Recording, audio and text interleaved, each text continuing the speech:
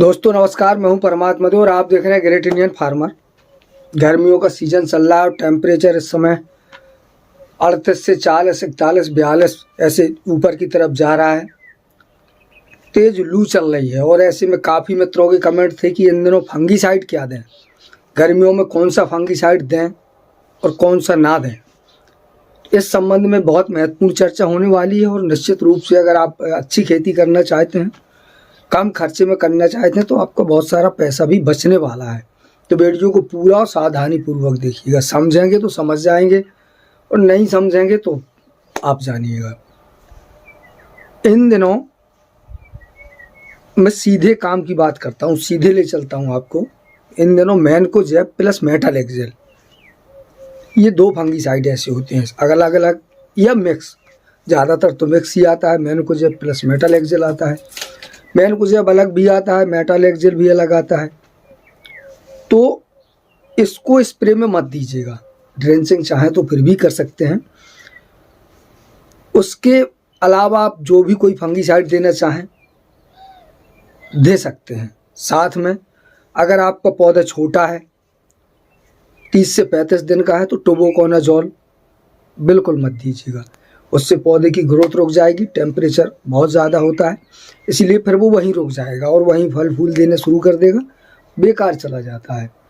तो ये दो फंगीसाइड ऐसे हैं जो मेरा अपना अनुभव है, बाकी किसी ने डाला हो उसको फ़ायदा किया हो मुझे नहीं मालूम, बट मैंने जब इनका यूज किया तब कहीं ना कहीं इसमें नुकसान हुआ। फूल झरा, फ्लोरिंग के टाइम पे छोटे पौधे में चाहें अगर ज़रूरत पड़े तो मेटालेक्सेल दे सकते हैं, बट इससे बेहतर जो फंगीसाइड काम करता है वो होता है कॉपर हाइड्रोक्साइड या एजॉक्सिस्ट्रोबिन एम स्टार वगैरह आप आराम से दे सकते हैं। वैसे मैं आपको बता दूं कि इन दिनों फंगीसाइड की ज़रूरत केवल ट्रांसप्लांट के टाइम होती है। जब हम पौधे को ट्रांसप्लांट कर रहे होते हैं उस समय उसके 30-40 दिन तक पौधे में collar rot, damping off, fusarium कह लीजिए, जड़ सड़न, तना सड़न, ये समस्या आती है। और एक बार पौधा रुक गया, उसने चलना शुरू कर दिया, फिर गर्मियों में ये समस्या बिल्कुल नहीं आती है। टमाटर में तना कलर रॉट की समस्या आती है, तना काला होने लगता है। फल में डंठल के यहाँ काला काला स्पॉट धब्बा आने लगता है, ये अक्सर देखा गया है। बाकी अन्य कोई फसलों में जैसे गोभी वगैरह है, इनमें किसी तरह की कोई समस्या आती नहीं है। गोभी में तो कुछ भी नहीं आता है, मैं पिछली साल लगाया रहा।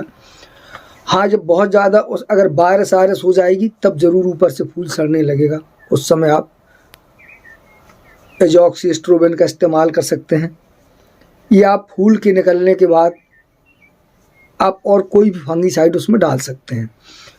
जब तक बारिश नहीं होगी तब तक कोई समस्या नहीं आएगी। पूरे गर्मियों में बहुत तेज़ धूप मिलती है, खुली हवा मिलती है, और जब तक धूप और हवा अच्छी मिलती है तब तक पौधे को में कोई बीमारी नहीं लगती।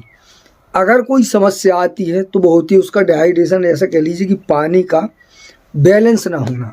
कभी ज़्यादा पानी हो गया, कभी तेज़ धूप में पानी दे दिया, या कभी जल भराव हो गया, पानी भरा रहा, पानी गर्म हो गया, ये समस्याएं आती हैं। तो पिछले वीडियो में मैंने आपको बता दिया था कि पानी का बैलेंस अगर मिला के चलेंगे, पौधे को डाउन नहीं होने देंगे, तो कोई कमी नहीं होगी।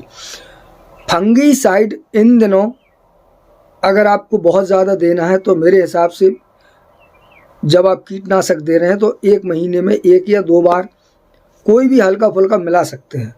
वैसे जैसा मेरा अनुभव है कि गर्मियों में मुझे कभी फंगीसाइड का यूज नहीं करना पड़ा। शुरुआती दौर में जब तक 30-35 दिन की पौध होती है तभी तक, उसके बाद जब पौधा कंप्लीट होता है तब कोई फंगीसाइड लगता नहीं है। तो ये मेरा अपना अनुभव है ऐसा, और आप लोगों के कमेंट थे तो मैंने जो जानकारी थी बताना उचित समझी। आपको क्या समझ में आया, क्या नहीं आया, कमेंट करके मुझे ज़रूर बताइए। नमस्कार।